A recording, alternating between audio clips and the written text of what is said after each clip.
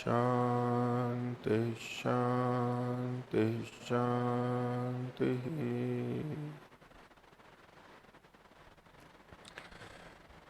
ज्योतिष शिविर के चौथे दिन रात्रिकालीन प्रश्नोत्तर आदि का कार्यक्रम। तो आप में से जो भी जिन विषयों को आज बताया गया या पीछे के भी हैं जो पूछना चाहते हो तो पूछ सकते हैं। हाँ, पूछ। तो आज जो नक्षत्र और राशि में जो संबंध बताने का जो बताया था क्रम कि एक नक्षत्र में वो एक राशि में 2.25 नक्षत्र होते हैं, ये तो स्पष्ट हो गया और वो भाग आदि करके भी समझ में आ गया। लेकिन एक नक्षत्र में 4 चरण होते हैं, वो गणित नहीं समझ में आ रहा है। आप में से कोई बताएं जिनको पता हो उत्तर पहले तो।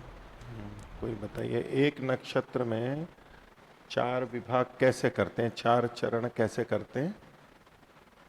कोई बताएंगे? बताइए अजय जी। जो नक्षत्र की जो एक नक्षत्र की कला बताई गई थी वो 800 कलाएं थी, तो उसको 4 से भाग दे देंगे तो 200-200 हो जाएगा। तो उस हिसाब से 4 चरण बताए थे सायकाल के सत्र में विभू जी ने।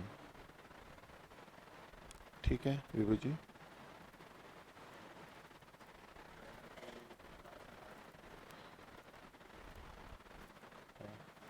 हो गया आपको? हो गया स्पष्ट? नहीं, यही तो समझ में नहीं आया कि 4 से भाग कैसे सूझा कि 4 से भागी दे के ये बराबर बैठ जाएंगे, ये स्पष्ट नहीं हो रहा। बाकी तो ये पूरा क्लियर हो गया। नक्षत्र कितने कला? 800 कला का है ना। हाँ, तो इसके कितने भाग? अब उन्होंने वो करने को तो इसके 10 भाग भी कर सकते थे, 80-80 कला के 10 भाग भी कर सकते थे। लेकिन उन्होंने 10 इस अर्थ में करे कि 27 नक्षत्र में प्रत्येक नक्षत्र के 4 चरण, टोटल भाग कितने हो गए? ये 108। ठीक है, तो 108 जो एक संख्या है उसकी जो विशिष्टता है उसको देखते हुए संभवतः 4 चरण करे होंगे। पर इसका कोई ऐसा कोई तार्किक कारण नहीं है कि 4 ही को करे, 5 कर लेते, क्योंकि 800 में तो 5 का भी भाग चला जाएगा, 8 का भी भाग चला जाएगा, तो 8 चरण भी कर सकते थे। पर वो 4 चरण ही करे हैं उन्होंने अपने विभाग 108 बनाने के लिए। कहीं से तो सूझा होगा कि 4 चरण करने के लिए कहाँ से भाग कर जाए, राशियों के जो मतलब भाग हैं वो भी बराबर बैठ जाएं और वो जड़ नहीं मिल रही, वो तो उनका नहीं हो पा रहा। वो बराबरी उनकी उसी समय हो गई जब उन्होंने 27 समान नक्षत्र मान लिए। जैसे ही 27 समान नक्षत्र मान लिए, ये संख्या इसने आपस में बराबर बैठना ही है। आप पूछ रहे हो कहाँ से सूझा होगा? जहां से आपको प्रश्न सूझ रहा है वहीं से उनको ये 4 चरण सूझ रहे थे। ठीक है, अति प्रश्न नहीं। इसके पीछे कोई तार्किक कारण नहीं है कि खगोल में कोई ऐसी दृष्टि दिखती हो, क्योंकि खगोल में तो 13-20 कला का ही कोई नक्षत्र नहीं है। तो वो सिर्फ एक विभागवार अपने फलित के हिसाब से। अभी आगे आप देखोगे ना, ये जो 108 चरण है तो हर चरण के कुछ अक्षर भी हैं। जैसे अश्विनी का पहला चरण है, अश्विनी नक्षत्र है, तो उसके 4 चरण के अक्षर हैं चा, चू, चे और ले। तो अगर किसी का जन्म अश्विनी के प्रथम चरण में हुआ है तो उसको बोल दिया कि भाई आपका नाम जो है चा से होना चाहिए। उस तरह के कुछ हिसाब बना रखे हैं, इसलिए वो 108 भाग है। ये तो पूरे ही कल्पना में ही है उनके। ये कल्पना में ही, नक्षत्री कल्पना में है, समान मात्रा भी कल्पना में है और उसके 4 चरण भी कल्पना में है। कोई वास्तविक आधार नहीं है। सरलता हो उसके लिए अपनी बुद्धि से सरलता होगा, प्रयोग किया गया। हाँ, अन्य कोई प्रश्न पूछ जी। पेज नंबर पर 44 पर मधुमास,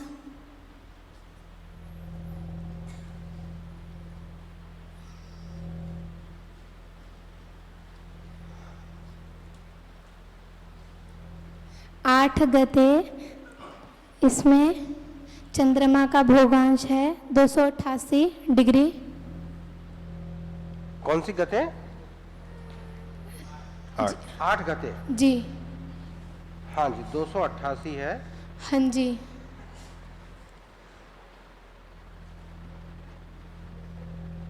तो इसमें यदि पेज नंबर 43 के अनुसार जो भोगांश दिया गया है उसके अनुसार यहाँ पर अभिजीत नक्षत्र आना चाहिए, किंतु यहाँ पर उत्तराषाढ़ा लिखा हुआ। 8 आवाज कैसे आ रही है? और पृष्ठ संख्या 43 के हिसाब से क्या है? पृष्ठ संख्या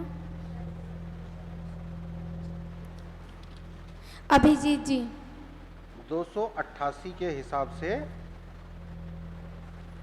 अभिजीत 285 पर है अभिजीत नक्षत्र ना, तो 288 आना चाहिए था। और जी पेज नंबर 45 पर लिखा हुआ है उत्तराषाढ़ा।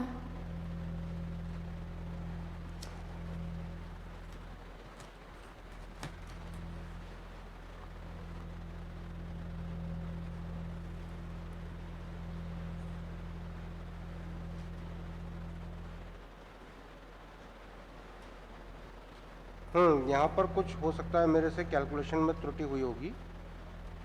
मैं इसको एक बार अपने उसमें देख लूंगा कि कैलकुलेशन में क्या है ये। कई बार एक्चुअली क्या होता है इसमें हमारे साथ एक छोटी सी समस्या भी है कि ये सारा कुछ ना मेरा खुद का हाथ का टाइप किया हुआ है जी। तो कई बार मेरे से लिखने में टाइप करने में ऐसी त्रुटियां हो जाती है जो दूसरे तो हमें बताते हैं लेकिन वो प्रूफ रीडिंग में हमारी पकड़ में नहीं आते जी। तो इंटरनेट एडिशन में आते आते तक हम कई संशोधन कर चुके होते हैं। जी तो मैं एक बार इसको चेक कर लूंगा अपने कंप्यूटर में कैलकुलेशन में और आपको मैं कल बता दूंगा इसको। जी। अन्य कोई? हाँ पूछिए।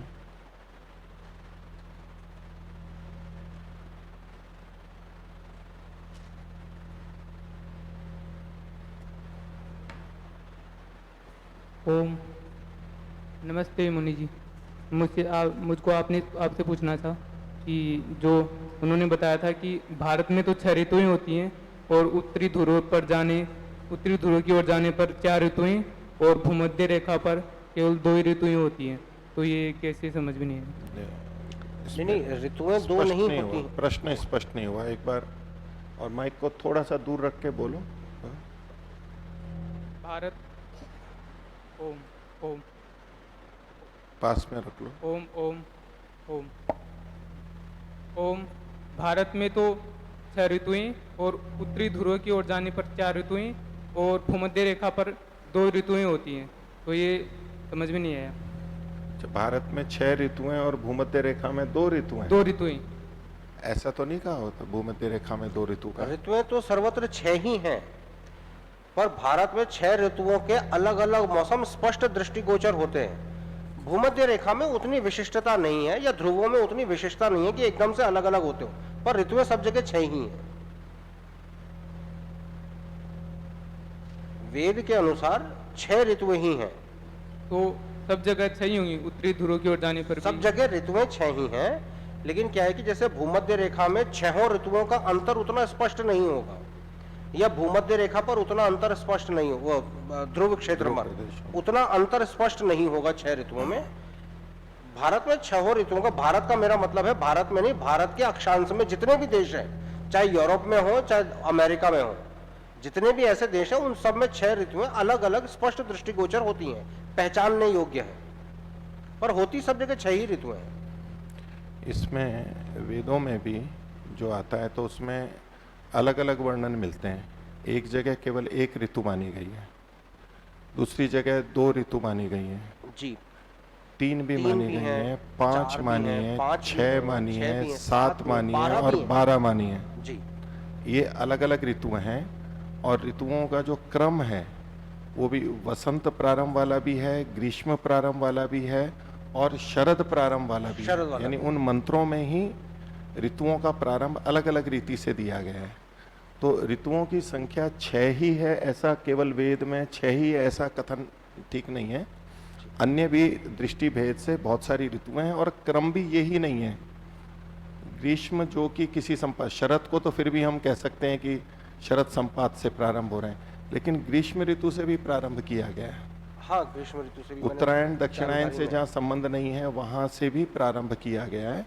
क्रम जो है वो अलग अलग वेदों में और अलग अलग स्थानों पर ऋतुओं का वर्णन है, लेकिन हाँ 6 ऋतुएं हमारे यहाँ प्रकट होती हैं तो उस रूप में देखी जा सकती हैं। और 12 महीने की 12 ऋतुएं भी हैं, 12 ऋतुओं का भी उल्लेख, एकदम स्पष्ट उल्लेख है ये तो।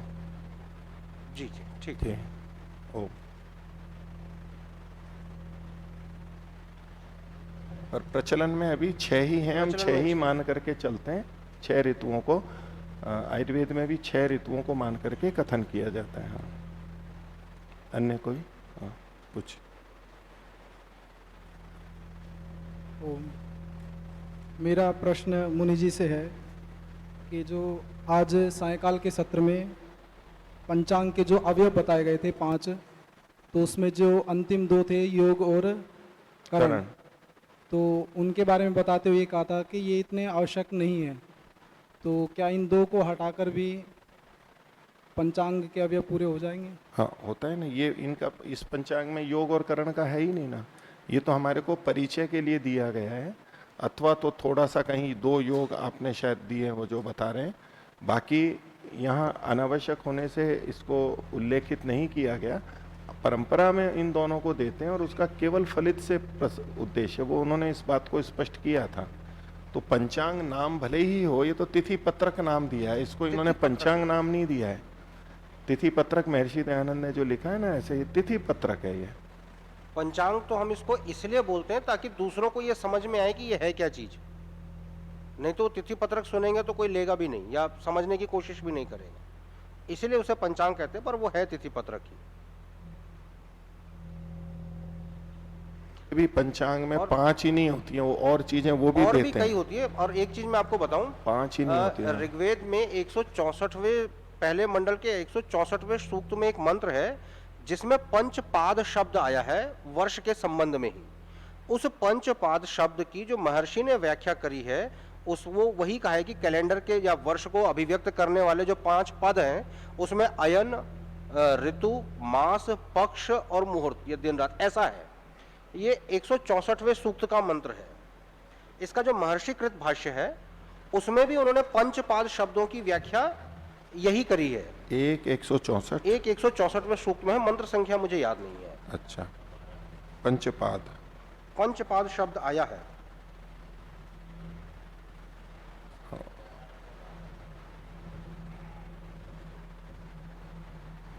ठीक है, ये ज्यादा अच्छा है।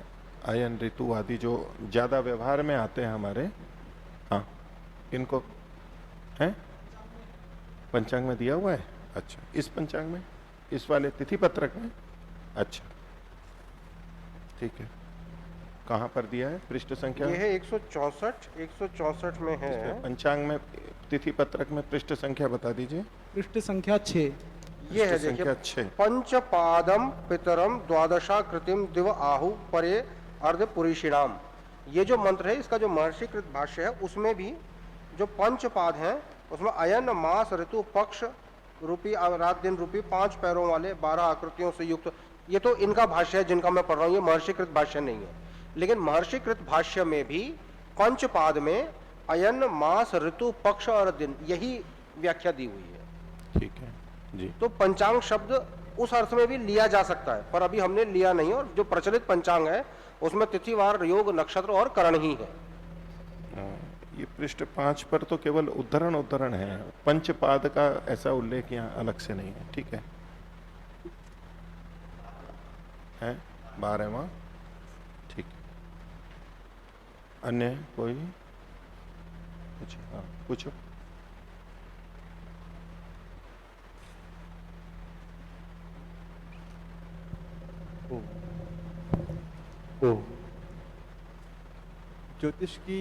ज्योतिष शिविर जब शुरू हुआ था तो जो प्रथम कक्षा हुई थी, तो आवाज प्रथम कक्षा में जब आपने तिथि लिखी थी तो उसमें सर्वप्रथम लिखा था शगते शुचिमास, ऐसा करके। क्या लिखा था? शगते शुचिमास। शुचि मास। षडगते शुचिमास। तो मैं समझा यहाँ नहीं पर बात। जो ऊपर आपने शगते लिखा था, तो शगते से क्या तात्पर्य?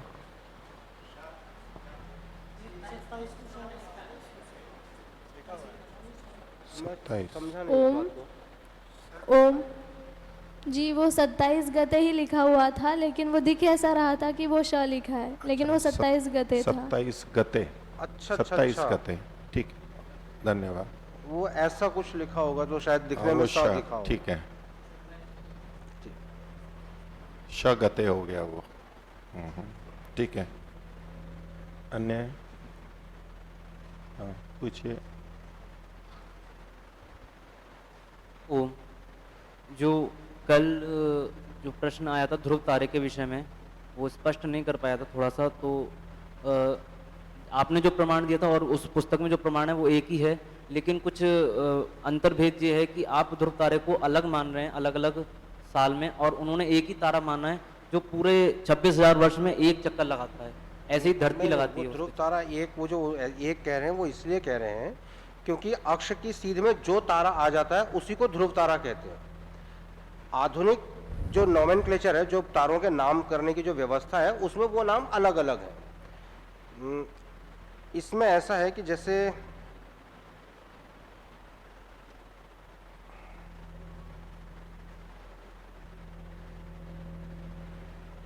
ये जो पृथ्वी का अक्ष झुका हुआ है ना, तो जब पृथ्वी घूमती है तो पृथ्वी का अक्ष भी एक ऐसा चक्कर लगाता है आसमान में। यानी कि जैसे अगर पृथ्वी सीधी होती तो ऐसे घूमती, लेकिन पृथ्वी ऐसे है ना, तो जब पृथ्वी ऐसे ऐसे घूम रही है तो ये ऐसे ऐसे में इसका अक्ष ऐसे भी घूमता है। इस अक्ष के घूमने से ये अक्ष अलग अलग दिशाओं को इशारा, अलग अलग दिशाओं की तरफ जाता है। तो जब इस तरफ है तो आजकल पोलैरिसिस है, तो पोलैरिसिस को हम ध्रुव तारा कह रहे हैं। जब ये ऐसे होगा तो हो सकता है कोई दूसरा तारा, उसमें 5-6 तारों के नाम आते हैं, थूबन है, ड्रैकोनिस है, वेगा है। ये तारे अलग अलग समय में ध्रुव स्थान पर होते हैं। तो ध्रुव स्थान एक है और ध्रुव स्थान पर जो तारा है उसका नाम ध्रुव तारा है। तो जो वैसे बोलेंगे वो तो यही बोलेंगे कि ध्रुव तारा कभी नहीं हिलता, लेकिन अंग्रेजी में जो नाम रखे गए हैं तारों के, तो उसमें अलग अलग समय में अलग अलग तारे ध्रुव स्थान पर रहे हैं। तो अंग्रेजी में तो अलग अलग नाम आते हैं, लेकिन हमारे साहित्य में संभवतः शायद सब जगह ध्रुव तारा ही नाम है। जैसे ध्रुव तारा 26,000 वर्ष में एक चक्कर पूरा करे, ऐसा मानना गलत हो जाएगा। जब पृथ्वी ऐसी है तो ये इस तरफ को इशारा कर रही है ना, तो जो इस दिशा में तारा है वो ध्रुव तारा है। ठीक, जब ऐसे ऐसे घूमते घूमते करीब 7,500 साल बाद पृथ्वी इधर हो गई, तो इस दिशा में जो तारा है वो ध्रुव तारा है। उस तारे का अंग्रेजी नाम हो सकता है कुछ और हो। ये जब घूमते घूमते ऐसी हो जाएगी तो यहाँ कोई और तारा होगा, और जब ऐसे हो जाएगी तो कोई और तारा होगा। लेकिन तारा इसके साथ नहीं घूम सकता, ऐसा मानना नहीं, तारे उसके सापेक्ष तारे स्थिर हैं। तारों की गति बहुत कम है, तो पृथ्वी जितनी तेजी से इसका अक्ष घूम रहा है उतनी तेजी से तारे नहीं घूमते। 26,000 में एक ऐसा पूरा 26,000 वर्ष पृथ्वी के अक्ष को घूमने में लगते हैं। हाँ। तारों को घूमने में नहीं लगते, तारे वहीं के वहीं हैं। या थोड़ा बहुत घूमते होंगे तो घूमते होंगे, लेकिन उनका कोई वैसा काउंट नहीं है।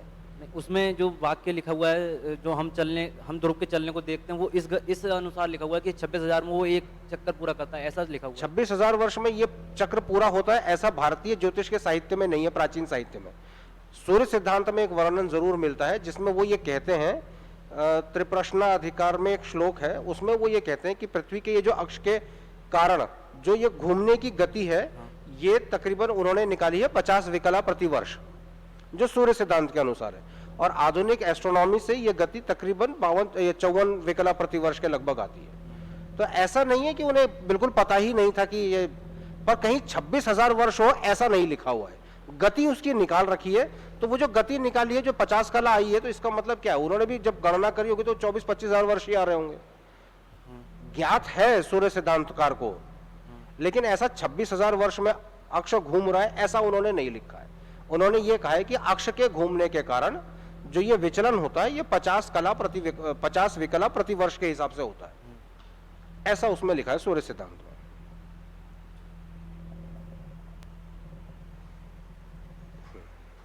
हाँ, कुछ। ओम। नमस्ते जी। ये संकल्प पाठ में जब मास का वर्णन किया है, तो जब ये तिथि पत्रक बनाया तब भी मासानाम मासोत्तमे लिखा है, और अभी भी हम प्रतिदिन जो पाठ करते हैं वो तब भी हम मासानाम मासोत्तमे करते हैं। ये तो साहित्यिक भाषा है। ऐसा कौन सा मास है जिसे आप कहोगे कि ये नीच मास है?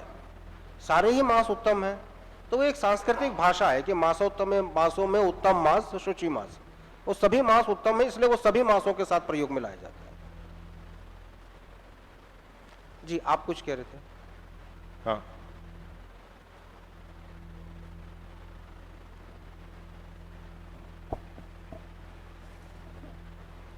ओम, एक करण को तिथि का आधा बताया, तो वो दिन और रात का विभाजन है कि कुछ और विभाजन है? लगभग उसी अर्थ में उसको करण को आधा मान रखा है, तिथि का आधा। जैसे एक अहोरात्र का दिन और रात हो गया, ऐसे ही चांद्र दिन यानी तिथि का आधा और आधा। अन्य कुछ कुछ ओम, जो संपाति काल है वो कैसे निकालेंगे, वो स्पष्ट नहीं हुआ। हाँ, संपातिक काल का विषय आज भी आना था, लेकिन आज भी वो तिथि मान निकालने में और करण का मान निकालने में इतना समय लग गया कि वो आज भी नहीं आ पाया। लेकिन संपातिक काल को कल सुबह के सत्र में रखते हैं। वो 1-2 दिन से ऐसे ही हो रहा है, कल भी आज के काल में भी रखा था, लेकिन आज भी बहुत समय लग गया। तो कल सुबह के सत्र में शुरुआत ही उससे करेंगे, संपातिक काल और उन चीजों को समझाने से। ठीक है, कल सुबह इसको जरूर रखते हैं। अन्य कुछ ओम, ये व्यतिपात और वैकृति क्या है, ये अच्छे समझ में नहीं है। व्यतिपात और वैधृति 2 योग हैं। जैसे आपको जो 27 योग बताए, जो चंद्र स्पष्ट और सूर्य स्पष्ट के बराबर, मतलब चंद्र स्पष्ट और सूर्य स्पष्ट को 800 कला से भाग देने पर जो आते हैं, ये तो काल्पनिक योग है जो फलित ज्योतिष में चलते हैं। लेकिन योगों के नाम पे सूर्य सिद्धांत में सिर्फ 2 योग दिए हैं जो खगोल में स्थित हैं, जिनको हम पहचान सकते हैं। उनके नाम है व्यतिपात और वैधृति। तो व्यतिपात कहते हैं तब जब सूर्य और चंद्रमा दोनों एक ही अयन में हो और उनकी क्रांति बराबर हो जाए, और वैधृति बोलते हैं जब सूर्य और चंद्रमा विपरीत अयन में हो और उनका क्रांति साम्य हो जाए। इनकी ग्रहण गणित में उपयोगिता होती होगी, पर एक्चुअली हमने भी पंचांग में कभी योगों को नहीं दिया, तो व्यतिपात और वैधृति को भी नहीं दिया। और भारत के राष्ट्रीय कैलेंडर में जब व्यतिपात और वैधृति को दिया है, तो उन्होंने क्या करा है, व्यतिपात को कर दिया है कि जब चंद्र प्लस सूर्य 180 अंश हो तो व्यतिपात, और जब ये 360 अंश हो तब वैधृति। उन्होंने क्रांति साम्य को ध्यान में नहीं रखा है, तो इसलिए इसका आगरण, मतलब इसको गणित करने में थोड़ी सी कठिनाई हो रही थी, तो अभी तक हमने दिया नहीं है इसको। अगले वर्ष के पंचांग से हम व्यतिपात और वैधृति को देना शुरू कर देंगे, क्योंकि इसकी गणित भी अब समझ में भी आ गई है, हम कर भी लेंगे, तो देना शुरू करेंगे। बट सूर्य सिद्धांत में जो है वो व्यतिपात है जब सूर्य और चंद्रमा एक ही अयन में हो और क्रांति साम्य हो, और वैधृति है जब विपरीत अयन में हो और क्रांति साम्य हो जाए। इनकी खगोल में स्थिति है, इनको देखा जा सकता है। शुभ अशुभ लाभ की बात इसमें नहीं है, ये खगोलीय है। और जो 27 योग हैं वो फलितीय दृष्टिकोण से उनकी खगोल में कोई स्थिति नहीं है।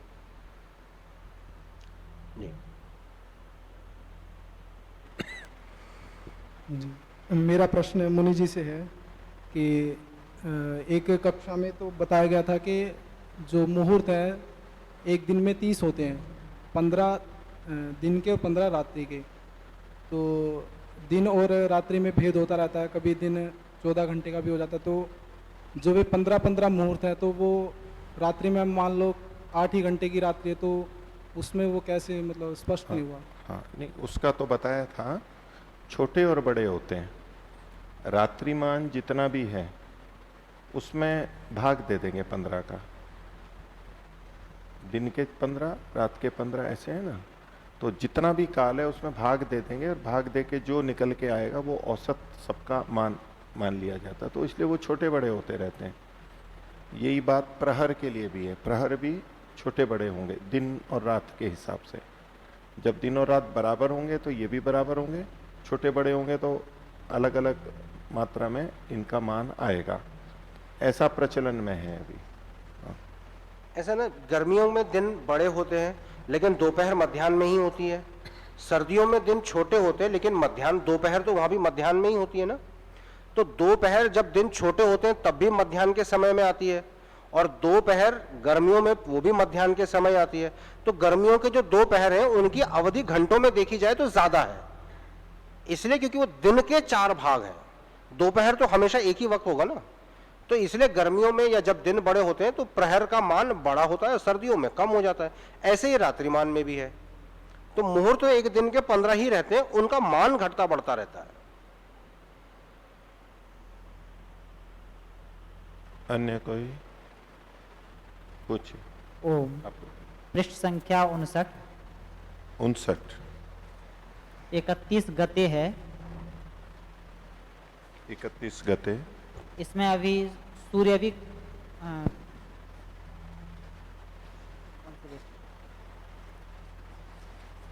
सूर्य की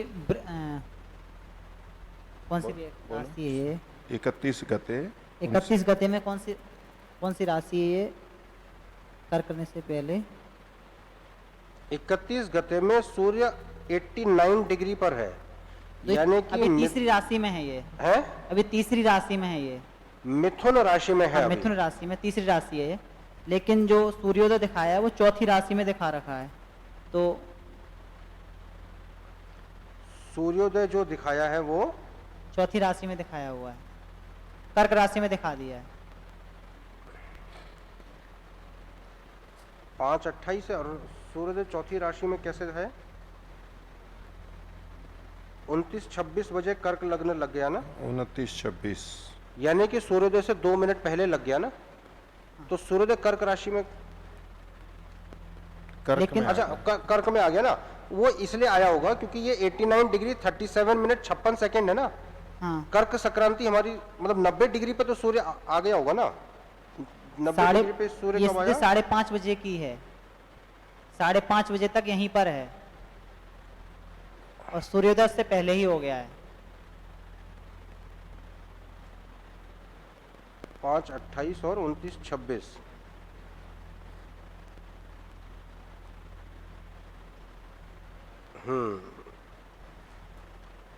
कर्क लग्न में आ गया 29-26। ओके, जो कर्क लग्न दिया है 31 तारीख को 29-26 बजे, तो इसका मतलब क्या हुआ? 31 को 29-26 कितने बजे होगा? 5:26 नहीं, 31 गते को 29-26 का मतलब हुआ 1 गते को 5:26। 31 गते को मतलब आप समझे, जैसे जो समय शुरू हुआ ना वो तो 7:47 से शुरू हुआ। 7:47, 10, 7, ये 31 तारीख को 7:10 बजे है। ये 12:24 31 गते को 12:24 है। ये 17 बजे 1 का जो टाइम है, ये 31 गते को 17:01 का टाइम है। ये जो 24-22 है, ये 31 गते को 24-22 है। इसका मतलब 1 गते को सुबह 0:22। आगे के दिन का है ये। इसको एक बार फिर से धीरे से बता दीजिए। है? एक बार फिर से बता दीजिए आप जो बता रहे हैं। जब हम समय लिख रहे हैं ना, तो सूर्योदय के बाद के जो समय है वो तो उसी दिन के हैं। जैसे 5:28 पे सूर्योदय हुआ, तो ये जो 7:47 का समय दिया हुआ है,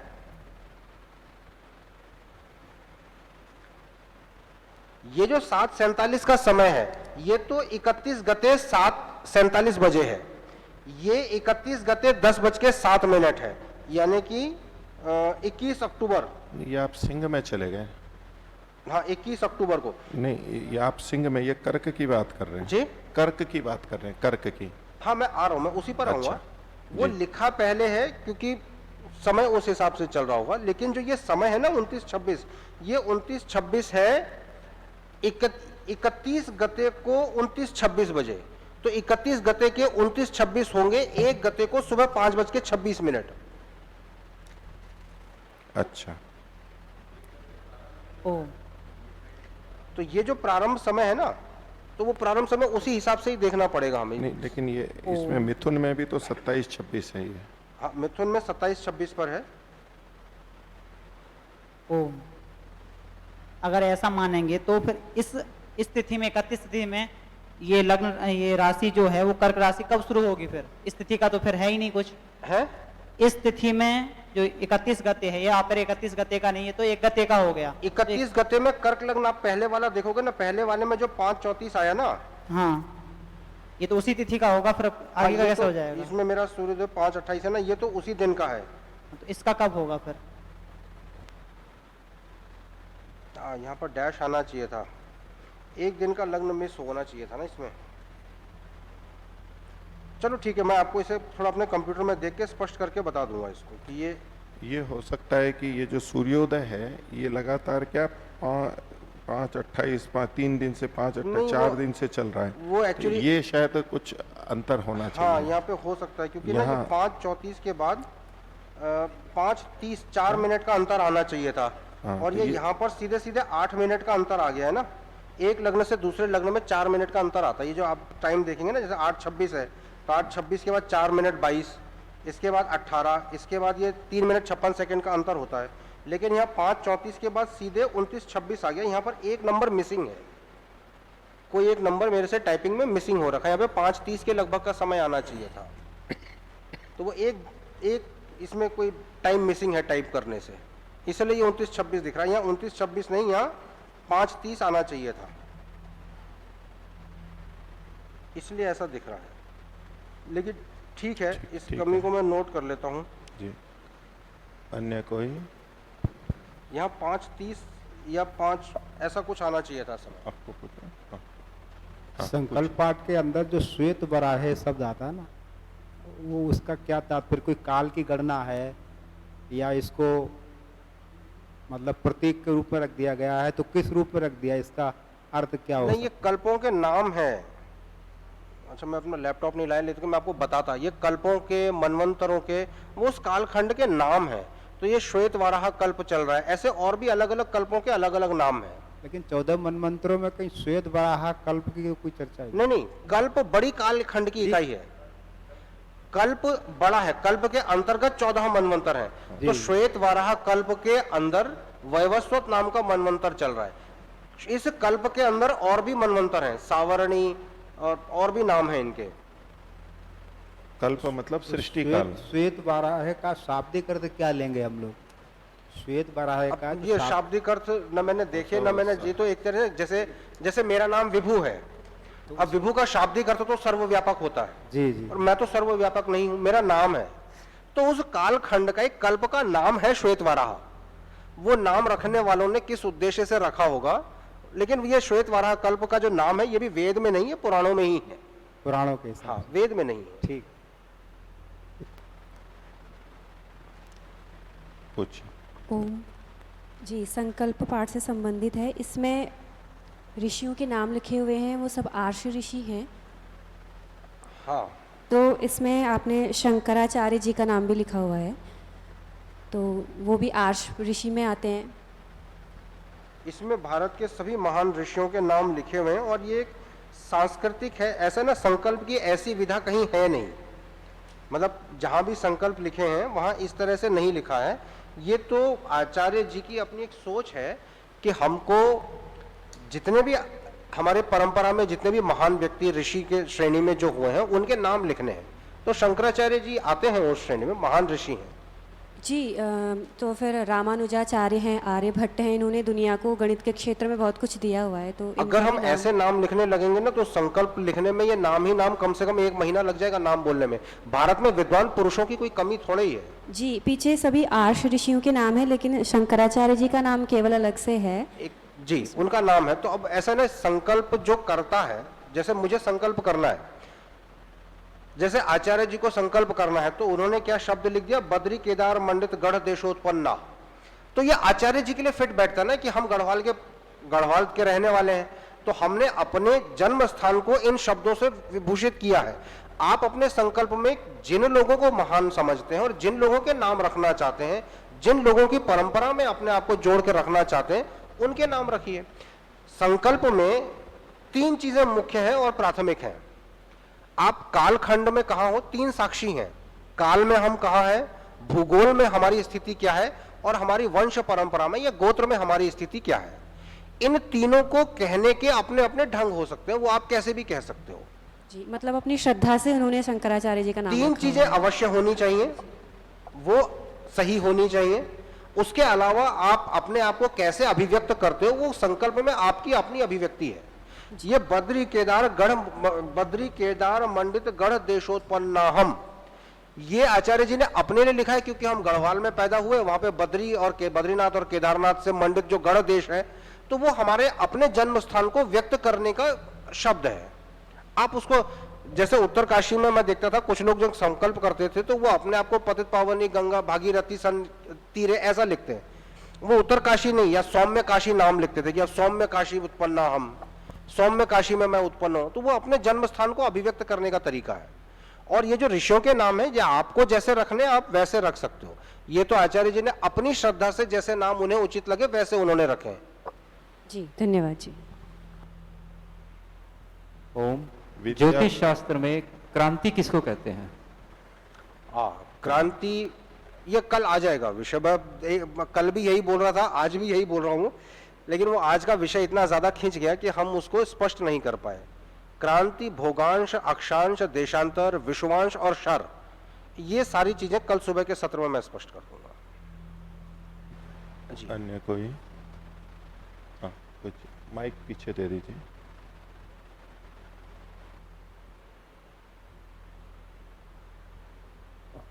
ओम। वार की परंपरा कब से चली? क्योंकि वैदिक क्रियाओं में तो तिथि ही होती है, एकादशी, पूर्णिमा, अमावस्या, वार का कहीं संयोजन दिखा नहीं, तो ये वार का संयोजन देखिए पुरातात्विक अभिलेखों में भी 4वीं शताब्दी से पहले कहीं नहीं मिलता, वैदिक ग्रंथों में भी नहीं है। वार का कॉन्सेप्ट भी जैसे मैंने देखा शतपथ ब्राह्मण में या ऐतरेय ब्राह्मण में, वहां षडह का विचार है, 6 दिन के एक समूह को षडह बोलते हैं। और जैसे एक युग में 5 वर्ष होते हैं, ऐसे एक माह में 5 षडह होते हैं, तो वहां षडह का विचार है, 6 दिन के एक समूह को षडह बोलते हैं। लेकिन सप्ताह का विचार आज प्रचलन में है, इसलिए पंचांग में है, लेकिन वार वैदिक नहीं है। और पुरातात्विक या लिखित अभिलेखों में 4वीं शताब्दी से पहले का वार का अभी तक कोई प्रमाण नहीं है। 4वीं शताब्दी ईसा? जी, 4th सेंचुरी। तो वहां पे परंपरा है कि संडे मास होता है, तो उससे तो जुड़ा हुआ नहीं है कहीं? जी, ईसाई परंपरा में यूरोप में संडे मास होता है, जो रविवारी पूजा होती है, उससे जुड़ा हुआ है क्या? वहां से प्रारंभ हुआ है? हो सकता है, मेरे को इसकी ऐतिहासिक ऐसी जानकारी नहीं है। आर्यभट्टीय में जो उन्होंने वार परंपरा दी है वो उस तरह से दी है जैसे हमने बताई है आज। अब उन्होंने कहां से ली है या कैसे ये भारत में आई है, इसकी ऐतिहासिक जानकारी तो मुझे नहीं है, लेकिन हाँ ये भारतीय नहीं है, क्योंकि भारतीय परंपरा में षडह का विचार रहा है, 6 दिन का समूह, सप्ताह का नहीं रहा है। तो षडह कोई उपयोग में, मैं तो पहली बार सुन रहा हूँ, कोई करता है उपयोग में? नहीं, कोई नहीं करता। ऐसा है, वो षडह आदि तो क्या सोमयाग होते हैं ना जी, तो हाँ। उसमें एकाह आदि 1 दिन का, 4 दिन का, 5 दिन का, तो वो षडह, तो वो षडह आता है। सोमयाग 6 दिन का होता है, वहां वो प्रयोग किया जाता है। वो तो यज्ञ में है, यज्ञ में 6 दिन का जो यज्ञ होता है वो षडह उसे कहा जाता है। लेकिन षडह की एक कैलेंडर की इकाई भी है। अच्छा। जैसे 1 वर्ष, जब वेदांग ज्योतिष का कैलेंडर है जिसमें 5 वर्षात्मक युग है, तो वहां क्या एक संगति बैठाने के लिए कि 1 वर्ष में, एक युग में जैसे 5 वर्ष होते हैं, ऐसे 1 महीने में 5 षडह होते हैं। अच्छा। तो 6 दिन के 5 समूह, 30 दिन हो, 30, हाँ, इस तरह का बनाया। 7 दिन वाला तो महीने से बैठता नहीं है ना, 7 दिन वाला नहीं बैठता। तो 6 का तो फिर भी बैठता है, 6 का बैठता है, 6 की यह संगति बैठती है। ठीक है, ठीक है। ओम। हाँ जी, कौन है? ये जो सूर्यास्त के लिए बताया था, उसका संस्कार करना होता है अपने यहाँ पर, अपने अगर स्थानीय मान देखने के लिए, तो पीछे जो मान दे रखा है उससे जोड़ना होता है। जैसे सावरकांड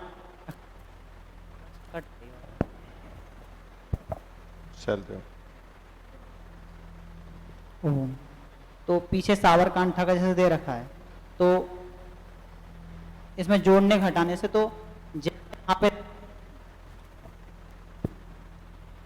जो इसमें दे रखा है और जो हम संस्कार करके निकाल रहे हैं, तो उसके दिनमान में अंतर आ जाता है। पहले उसका जो वहां का दिनमान है और हमारा दिनमान है वो अलग अलग हो रहा है। हाँ, अलग अलग होगा ना, दिनमान अक्षांश पर निर्भर करता है। तो जैसे जैसे हम उत्तर की तरफ जाते रहेंगे, एक ही दिन में दिनमान में अंतर होगा। पूरी पृथ्वी पर उस समय सारा एक ही वैसा थोड़ी होगा। जैसे जैसे हम उत्तर को जाएंगे दिनमान में रात्रिमान में अंतर आता रहेगा। वो तो बताया भी था उन्होंने, वो आएगा अंतर। ऐसा नहीं है कि उसी दिल्ली दिन। का जो दिनमान है ना। एग्जैक्टली वही साबरकांठा का भी दिनमान होगा। अंतर है। दिनमान जैसे यहाँ का दिनमान वैसे अधिक होना चाहिए क्योंकि यहाँ पे सूरज सीधे पड़ रहा है, यहाँ का दिनमान छोटा हो रहा है उस हिसाब से। नहीं, उससे फर्क नहीं है, वो अक्षांश से फर्क पड़ता है। और जब आपको ये सूर्योदय सूर्यास्त की गणना सिखाएंगे ना, जिसमें दिनमान जो है, अभी तो हम आपको दिनमान यहाँ से सूर्योदय सूर्यास्त घटा करके आप निकाल रहे हो, लेकिन जब दिनमान आप त्रिकोणमिति के सूत्र से निकालोगे तो आपको स्पष्ट होगी चीजें। ठीक है, तो कल तो यही रहेगा, हम ये भोगांश अक्षांश देशांतर इसी को स्पष्ट करेंगे। परसों अगर हुआ तो, अभी एक्चुअली हम जितना सिलेबस सोच के आए थे ना उतना हो नहीं पा रहा। एक दिन हमें पूरा चाहिए अहरगण के लिए, उसमें पूरा दिन लगना है। सूर्योदय सूर्यास्त साधन लग्न साधन वो मतलब एक एक दिन के विषय हैं, और दिन बचे हैं अब सिर्फ 3 ही। तो कल ये अक्षांश ये सब क्लियर करते हैं, परसों देखते हैं सूर्योदय सूर्यास्त लग्न और अहरगण तो सीखना ही सीखना है। अगर अनुकूलता हो तो 1.5 घंटे से थोड़ा बढ़ा सकते हैं कक्षा को। आचार्य जी को अगर अनुकूलता हो बोलने आचार्य की। जी को तो अनुकूलता होगी, लेकिन मैं सिर्फ 25 तक की छुट्टी लेकर के आ रखा हूँ। नहीं, एक दिन 1.5 घंटे की जो कक्षा होती है ना, वो आचार्य जी से बात कर लेंगे, हमारा सिलेबस किस हिसाब से होगा, क्योंकि हम तो सूर्योदय सूर्यास्त नहीं, चंद्रोदय चंद्रास्त और ग्रहण की जो गणना है वो भी सैद्धांतिक रूप में थोड़ी सी बताना चाह रहे थे।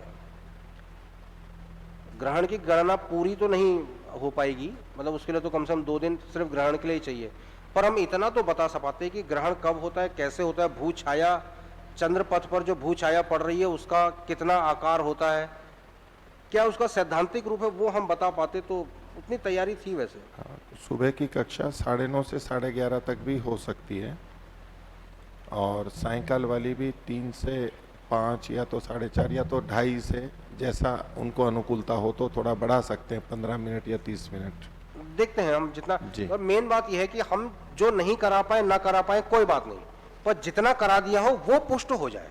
ठीक है। अगर सूर्योदय सूर्यास्त हमने बता दिया तो कम से कम सूर्योदय सूर्यास्त निकालना सबको आ जाए। तो त्रिकोणमिति से भी निकालने और इस सूत्र के माध्यम से भी निकालने। जो त्रिकोणमिति के माध्यम से निकालेंगे वो अधिक सूक्ष्म होगा। तो ऐसा ना समझें कि आपने यहाँ तो 21 मिनट का दिया है और जब हमने गणना करी वो तो 20 मिनट ही आया। ये स्थूल मान से है, निकटतम मिनटों में है, तो कुछ ना कुछ अंतर आएगा। त्रिकोणमिति के माध्यम से जो आता है वो सूक्ष्म होगा, उसमें आप सेकंड पर्यंत अपना सूर्योदय निकाल पाएंगे या सूर्यास्त निकाल पाएंगे या दिनमान निकाल पाएंगे। तो उसको देखते हैं हम कब करवा पाते हैं। अन्य कुछ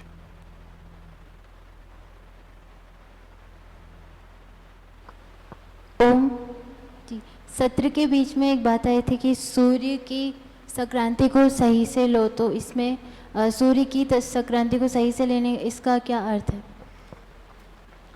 कल सुबह के सत्र में जब हम वो पढ़ा रहे होंगे ना, तभी उसमें आएगा कि संक्रांति कैसे हो रही है और उसमें वो स्पष्ट हो पाएगा। मैं अभी बताऊंगा तो वो चीज पूरी तरह से हो नहीं पाएगी।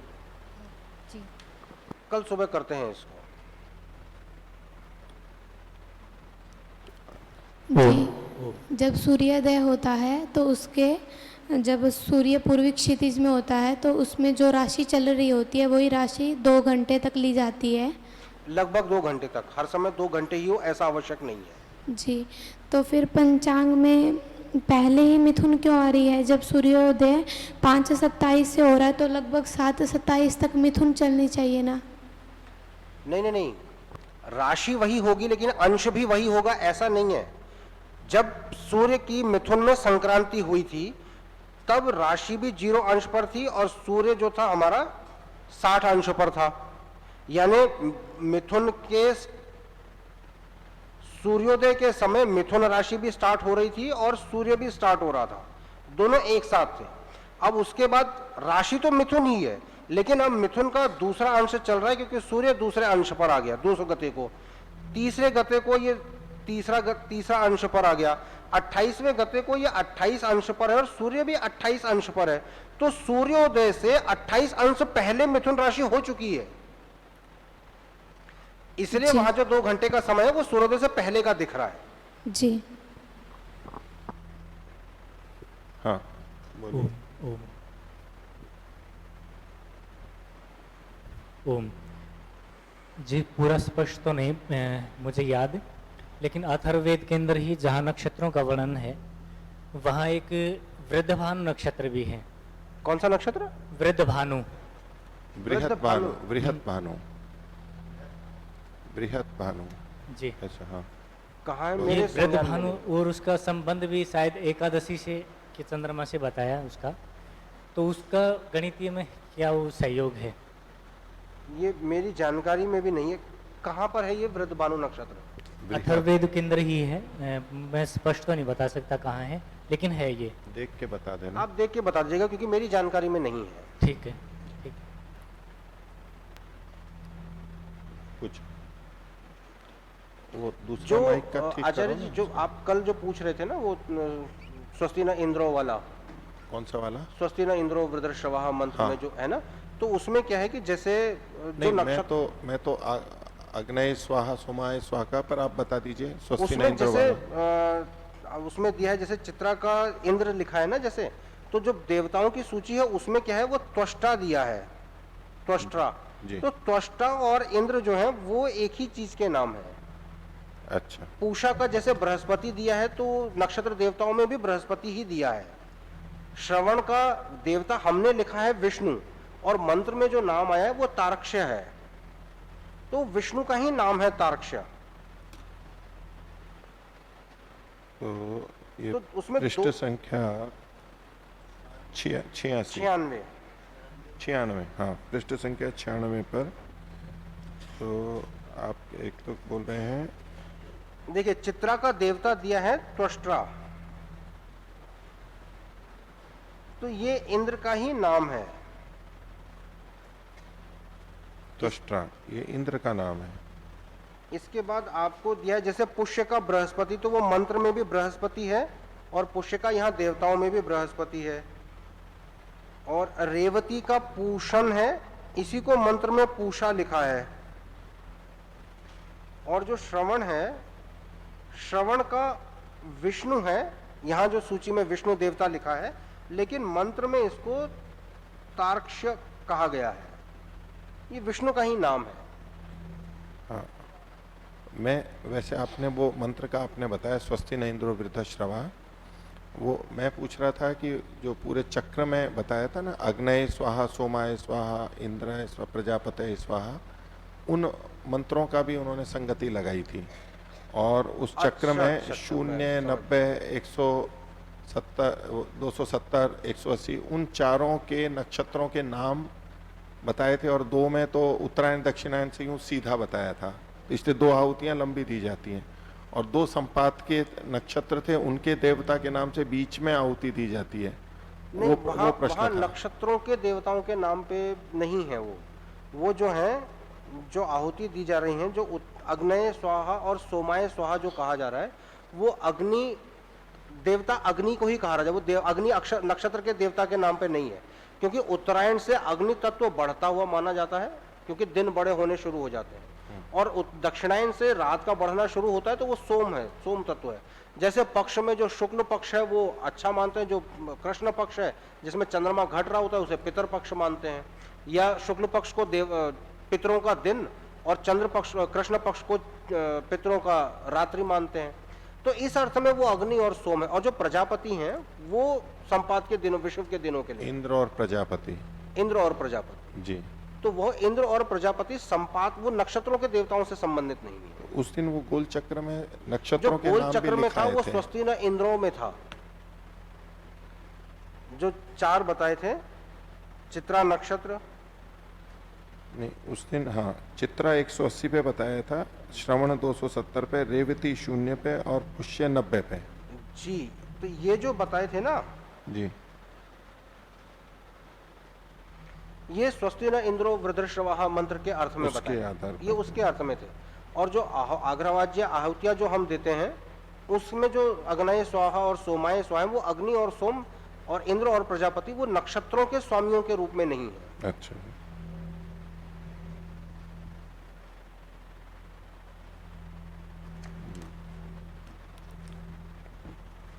धन्यवाद। एक ये जो मैं पूछ लेता हूँ तो कोई नहीं है, तो ये जो हम जहाँ वर्ष की गणना जो करते हैं, ये सौर वर्षों को मान के चलते हैं या सावन वर्षों को मान के चलते हैं?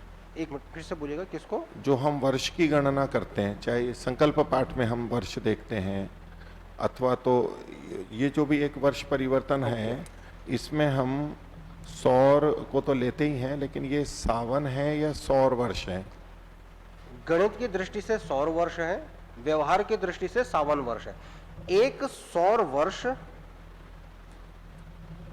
जो कि 360 अंशों के भोग का काल है, यही 365.2422 दिन का सावन वर्ष है। ये दोनों एक ही संवत्सर को दो रूप से अभिव्यक्त करने का तरीका है। जो हम व्यवहार में लाते हैं वो सावन वर्ष है जी, और जब इसको गणित के हिसाब से जब करते हैं 360 अंश के भोग में, तो वो सौर वर्ष है। नहीं, सावन व्यवहार में सावन वर्ष, व्यवहार में सावन वर्ष है। इसको थोड़ा सा आप समझाएंगे, क्योंकि हम तो एक ही तरह से गिनते हैं व्यवहार में। तो जो गणना है संकल्प पाठ की, वो व्यवहार में हम सावन वर्ष के हिसाब से सावन वर्ष से ही कर रहे हैं। जो हम मासों के नाम ले रहे हैं ना, हाँ, वो सावन वर्ष ही ले रहे हैं। सावन मास 12 महीने हैं जी, मधु आदि, ये सब सावन वर्ष के आधार पे हैं। सब सावन वर्ष के सूर्योदय से सूर्योदय वाला जी, सब कुछ गणना इसी आधार पे है। तो सावन वर्ष की दृष्टि से तो उसमें दिन अधिक होते हैं। हाँ, दिन 365 होते हैं ना, 365 होते हैं जी। तो मेरा प्रश्न साथ में ये है कि वेद में वर्ष का जो है 360 ही आता है, और जो हमारे यहाँ गणना की गई है जो सतयुग आदि की और दिव्य वर्षों की, वहाँ भी 360 को मान करके ही सारी गणना है। तो हम इस सावन को 365 को वहाँ पर जोड़ते हैं 360 से, तो वो कैसे संगति है? देखिए, एक अगर हम ऐसा कहें, जो एक दिव्य वर्ष जो है वो एक सौर वर्ष के बराबर है। यानी कि 360 अंश चलने में जितना समय लगा, ये समय अगर सावन दिनों में गिनेंगे, 360 सौर वर्ष के बराबर एक दिव्य वर्ष होगा। एक दिव्य वर्ष 360 सौर वर्ष, एक दिव्य दिवस, हाँ, एक दिव्य दिवस, हाँ, एक सौर वर्ष के बराबर, एक सौर वर्ष के, ठीक है। तो क्या है कि एक ही चीज को नापने की दो अलग अलग इकाइयां हैं। चीज एक ही है, वर्ष एक ही है। सूर्य जहां से चला था वहां पहुंच गया, वो एक वर्ष है। इस वर्ष को जब हम सूर्य की भोग की गति के हिसाब से देखते हैं कि एक अंश भोगने में इतना समय लेता है, 360 अंश भोगने में कितना समय लेगा, तो वो भी सौर वर्ष है। मतलब ऐसा समझ लीजिए कि एक वर्ष की परिभाषा एक तो है दिनों में, समय में, और एक है उसकी अंशात्मक व्याख्या। तो अंशात्मक व्याख्या में 360 दिन, 360 अंश, तो उसको भी 360 दिन के रूप में ही बोला गया है कई जगह पर वो 360 अंश और 360 अंश को पार करने में लगने वाला समय वो 365 दिन। अच्छा, 365 दिन के साथ क्या है कि ये 365 दिन जो है, ये हम आधुनिक मान से जानते हैं। वेदांग ज्योतिष में भी तो जो वर्ष है वो 366 दिन का ले रखा है, वहाँ भी 365 दिन का नहीं ले रखा है। मुझे ये अभी एग्जैक्ट रेफरेंस याद नहीं है, लेकिन ये कहीं पर एक मंत्र है, किसी ब्राह्मण में, शायद शतपथ ब्राह्मण में ही है, कि उनको ये जानकारी है कि अगर वर्ष को 365 दिन का लिया जाए तो वो सिकुड़ जाता है, और 366 दिन का लिया जाए तो वो फूल जाता है। कुछ इस आशय का मंत्र है, श्लोक है। तो 365.2422 दिन जो है, ये एक सौर वर्ष को लगने वाला सावन दिन का समय है। तो जो हम व्यवहार में ला रहे हैं वो सौर वर्ष ही है। उस सावन वर्ष, उसको सावन वर्षों के अर्थ में कह रहे हैं कि दिनों के 360 दिन में कभी हमें 30 दिन लग रहे हैं, कभी 31 दिन लग रहे हैं, 5 महीनों में हमें 31 दिन लग रहे हैं, तभी तो वो 365 दिन बन रहे हैं। लेकिन उस महीने में सूर्य चल तो 30 ही अंश रहा है ना।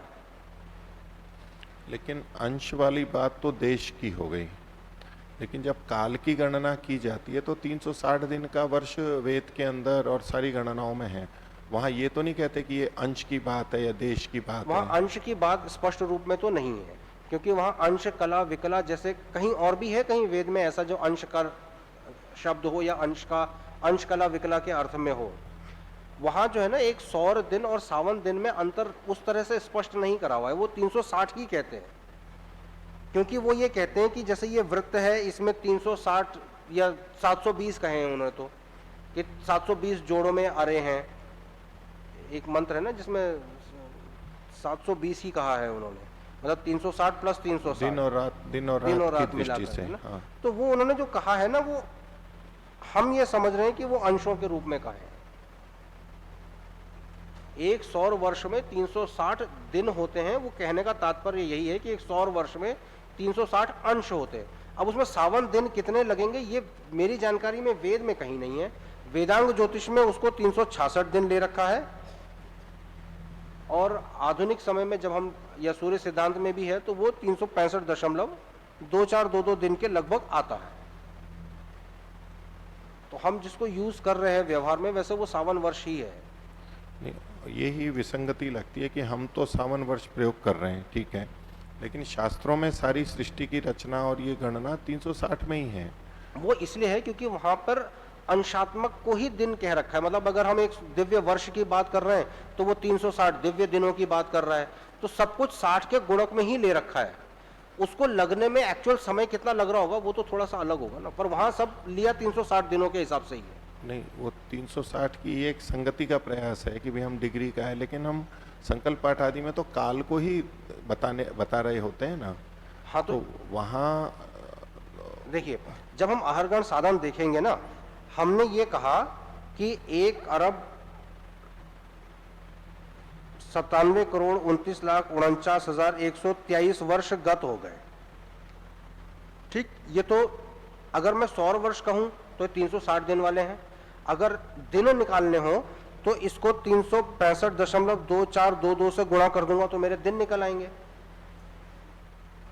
कि कितने दिन हो गए, 52 दिन हो गए, इसी से निकल आएंगे। हाँ, नहीं, एक वर्ष में भी तो फिर 360 ही माने हैं वहां पर। एक वर्ष में 100 दिवस होंगे, 60 अंश। ये जब मैंने कहा कि ये इतने वर्ष हो गए, ये 100 वर्ष ही हैं, तो अंशात्मक रूप से तो 360 दिन को 360 अंश चलने में इतना समय लगा है। मतलब 360 अंशों के इतने चक्कर हो गए हैं। अगर मुझे इसको 52 दिनों में निकालना हो, या एक वर्ष को अगर मुझे 52 दिन में निकालना हो, तो एक वर्ष इंटू 365.2422 करूंगा तो 52 दिन आ जाएंगे। तो जब हम अहरगण निकालेंगे ना, तो आप देखेंगे कि 197 का जब मैं आज के हिसाब से जब अहरगण निकालूंगा तो वो 100 इतना गुणा गया 360 या ऐसे करके नहीं आएगा, वो अलग आएगा। वो आएगा 365.2422 को मल्टीप्लाई करके जो आ रहा है ना, वो समय आएगा। आप बस परसों अहरगण साधन तक की कक्षा का तो और इंतजार कर लीजिए, मुझे लगता है उसमें काफी सारी चीजें स्पष्ट हो जाएंगी।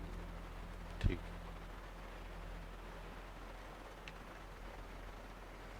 अन्य कोई कुछ पूछना है?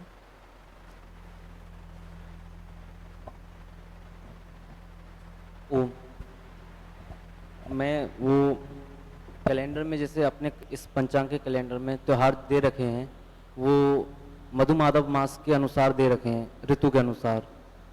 लेकिन जो होली है वो तो ऋतु के अनुसार है, लेकिन आपने वो चैत्र नहीं, फाल्गुन अमावस्या को दे रखी है, ऋतु के अनुसार नहीं दे रखी है। होली फाल्गुन अमावस्या में ही होती है। वो तो चांद्र मास के अनुसार होती है, ऋतु के अनुसार तो वो उन्हीं दिनों में मनाई जाती है। महर्षि ने जैसे लिखा है कि जब नया धान आ जाए उसके बाद कभी भी शुभ दिन देख के अपने मना सकते हैं। तो वो भले ही आप फाल्गुन, अभी फाल्गुन अमावस्या को मानी जाती है, तो हम इस पंचांग के अनुसार उसको चैत्र मास में लेते तो ज्यादा अच्छा रहता। फाल्गुनी अमावस्या से तो और भ्रांति होती है। हमारे मर्जी से लेने से नहीं होगा। जो होली का त्योहार है वो वर्ष का अंतिम त्योहार है। चैत्र से हमारा वर्ष, चैत्र शुक्ल प्रतिपदा से वर्ष शुरू होता है ना, तो अंत कहाँ होता है? फाल्गुन अमावस्या पर। फाल्गुन अमावस्या के बाद अगला दिन कौन सा है?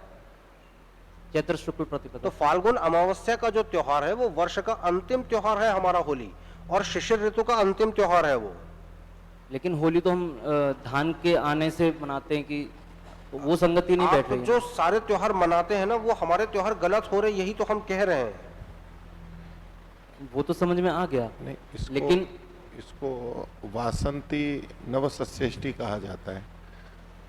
होली को वासंती नवसस्येष्टि, तो वसंत ऋतु में हो और नवसस्य आती है उसमें, तो जो गणना आपकी है उसमें वो वसंत ऋतु भी नहीं है और न वहाँ नवसस्य आता है उस समय व्यवहार में जो देखा जाता है। वो प्रश्न कर रहे हैं। अच्छा, तो इस चीज़ को आपको आचार्य जी कल सुबह स्पष्ट कर देंगे, मैं अभी उनसे पूछ लूँगा कि ऐसा कैसे, क्योंकि वैसे होली का त्यौहार जो है वो वर्ष का अंतिम त्यौहार है। फाल्गुनी आप शतपथ ब्राह्मण में भी देखोगे, रामायण में भी अगर आप देखोगे तो क्या है कि जो फाल्गुनी है वो वर्ष का अंतिम है। मतलब शतपथ ब्राह्मण में आता है कि फाल्गुनियों में यज्ञ का आधान करना चाहिए, क्योंकि उसका फिर ऐसा कुछ प्रकरण आता है। वो तो ठीक है, वहां भी फाल्गुनी जो है वो वर्ष का अंतिम दिन है, उसके बाद से नया साल शुरू होता है। वो तो फाल्गुनी अमावस्या के मतलब चांद मास के अनुसार वो वर्ष का अंतिम दिन है, हो जाता है। तो चांद नहीं, ऋतुओं के हिसाब से हाँ, मतलब चांद्रमास के हिसाब से करो। हाँ, लेकिन होली जो होती है वो तो ऋतुओं के अनुसार होती है। हम वो नया दिन मनाते हैं क्योंकि वो नया धान आता है, वो तो हमारा उस अनुसार होना चाहिए। ठीक है, आपने करेक्शन करने के लिए आपकी आएगी कब? फाल्गुनी अमावस्या आपकी हमेशा मधुमास में ही आएगी, वो तो आएगी, में ही आएगी। मैं तो होली के दिन की बात कर रहा हूँ। मैं ये नहीं कह रहा कि होली फाल्गुन अमावस्या को ही पड़े, ये तो शास्त्रों में कहा है, लेकिन होली के दिन तो हमारा मैच हो जाना चाहिए। अब आपकी किससे मैच होना चाहिए? उन जो व्यवहार में हम प्रयोग करते हैं दिन, उससे। व्यवहार से मैच कैसे होगा? तो सारे ही त्योहारों में अंतर है ना। फिर तो आप कहोगे होली दिवाली भी उसी दिन आनी चाहिए जो मैच होनी चाहिए। नहीं, दीपावली जिस दिन होनी चाहिए उस दिन दिखा रखिए, और जिस दिन आप लोग मना रहे हैं ना, देखिए ये जो एक चीज है ना कि जो नया धान नहीं आता, या जब हम लोगों ने ये त्योहार मनाने शुरू करे ना, तो जब हम रक्षाबंधन मनाते हैं तो राखियां नहीं मिलती हैं मार्केट में, क्योंकि हमारी रक्षाबंधन जैसे हमारे पंचांग के हिसाब से 13 जुलाई है, लोगों के हिसाब से 12 अगस्त को है, तो 13 जुलाई को राखी तो नहीं मिलेगी। ये तो बाजार का सिद्धांत है। अगर सब लोग 13 जुलाई को रक्षाबंधन मनाने लग जाएंगे तो राखियां भी मिलने लग जाएंगी। ऐसे ही जब दीपावली आप एक ऐसे समय में मना रहे हो और ये होता है कि भाई उस समय आपको नया धान चाहिए होगा, तो लोग उस समय नया धान उस हिसाब से रखते हैं, मिल जाए। आप दीपावली हमारे पंचांग के हिसाब से मनाने लग जाओ, आपको नया धान उस समय भी मिलने लग जाएगा। होली आप उस हिसाब से मनाने लग जाओगे, नया उस सब फसल आपको उस समय भी मिलेगी। खेतों में तो नहीं आती है ना नई फसल, तो तभी कटती है जब दीपावली। आप त्योहार मनाना शुरू करो, फसल भी आएगी। ये सारी चीजें बाजार, देखो जो बाजार में जो भी चीज मिलती है ना वो आपकी आवश्यकता पर मिलती है। ऐसा थोड़ी आपको जिस समय लोग होली मना रहे हैं क्या उसी समय नई फसल आती है? नई फसल उससे बहुत पहले आ चुकी होती है, लेकिन आपके त्योहार के लिए लोग नई फसल को बचा के रखते हैं। नई फसल तो पहले आ चुकी होती है। आप कभी इस बात को गौर करके देखिएगा या बाजार में देखिएगा, जिस समय आप होली मना रहे होते हैं नई फसल उससे बहुत पहले आ चुकी होती है। जब आप दीपावली मना रहे होते हैं नई फसल उससे बहुत पहले आ चुकी होती है। खील उससे पहले भी मिल जाएगी अगर आप चाहोगे तो, क्योंकि फसल आ चुकी होती है। वो तो हमें पुराने वर्षों की मिलेगी, लेकिन जो खेत से ताजा जो आती है फसल उसकी बात हो रही है। मैं भी उसी की बात कर रहा हूँ, आपको नई फसल ही मिल। देखो ये वाद विवाद में चले जाएंगे हम, मैं ज्यादा बात नहीं बढ़ाऊंगा, लेकिन मैं इतना जानता हूँ कि हमें खील भी मिल जाती है ग्रेटर नोएडा में, पुराने वर्ष की नहीं, क्योंकि अब लोगों को पता चल गया है कि ये दीपावली ऐसे मनाते हैं। तो जो हमारे परिचय के लोग हैं, जैसे हमारा ड्राइवर है, उसके वहां ग्रेटर नोएडा में बहुत खेत है, तो वो हमें अपना समय से नई फसल का धान वो लाके दे देता है, खील हमें मिल जाती है। तो इसमें आश्चर्य जरूर लगता है कि ऐसा कैसे होगा या ऐसा नहीं हो रहा है, लेकिन अगर सब लोग त्योहार मनाने लग जाएंगे तो बाजार अपने आप को नियंत्रित करता है। आपको नई फसलें मिलेंगी, उस समय होती हैं नई फसलें उस समय। जी ठीक है जी। एक आपने जो अचल ये बताए थे करण में, उसमें जो क्रम था शकुनी, नाग, चतुष्पद और किंस्तुघ्न, तो उसमें कुछ ये पुस्तक में चतुष्पाद को पहले लिया है, नाग को बाद में लिया है। शकुनी जो है वो कृष्ण पक्ष की चतुर्दशी के उत्तरार्ध में है। हाँ। उसके बाद ये चारों क्रम से हैं। हाँ, नहीं, ये नाग और चतुष्पाद में क्रम भेद की दृष्टि से मैं कह रहा हूँ। अच्छा, तो हो सकता है मेरे से लिखने में हो, लेकिन शकुनी के बाद नाग के बाद चतुष्पद, चतुष्पद के बाद किंस्तुघ्न। अच्छा, तो मैंने दूसरी पुस्तक में चतुष्पाद पहले था, नाग बाद में था, तो हो सकता है उसमें भी गलत हो सकता है, लेकिन मेरे पास जो पुस्तक में है उसमें ये है, यही है। अच्छा, इसमें हमने बहुत ज्यादा ध्यान इसलिए नहीं दिया क्योंकि ये हमारे उद्देश्य की चीज भी नहीं।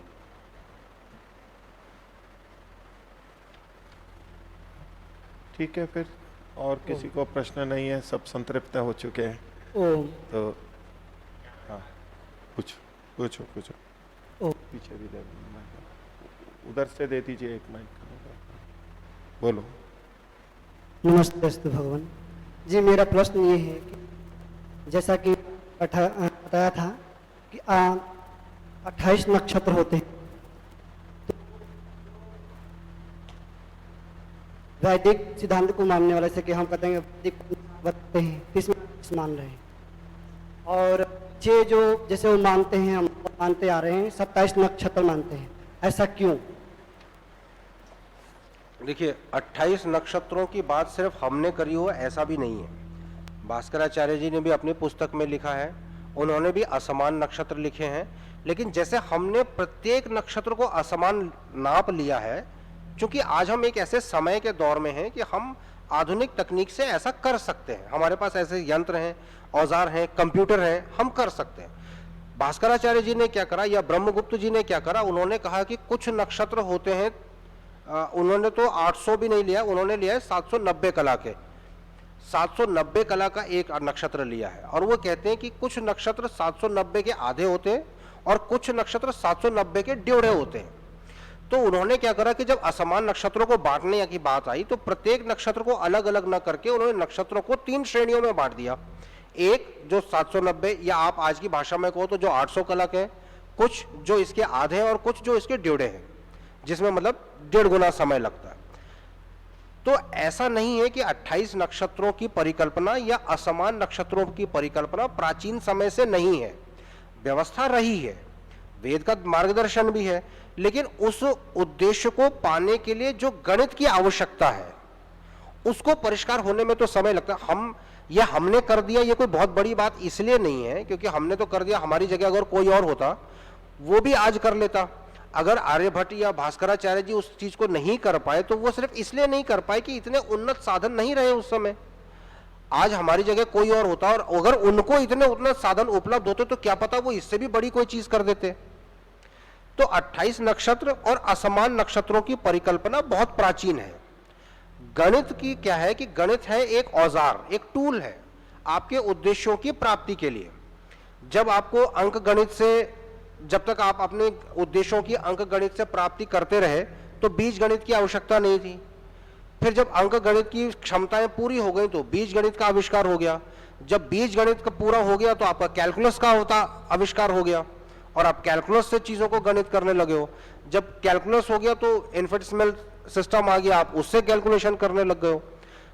गणित तो एक हथियार के रूप में है जिसका, जैसे माचिस है ना, माचिस से चाहे घर जलाओ चाहे चूल्हा जलाओ, तो गणित से हम जो वेद के मार्गदर्शन है उस उद्देश्य की पूर्ति के लिए गणित को इस्तेमाल कर रहे हैं।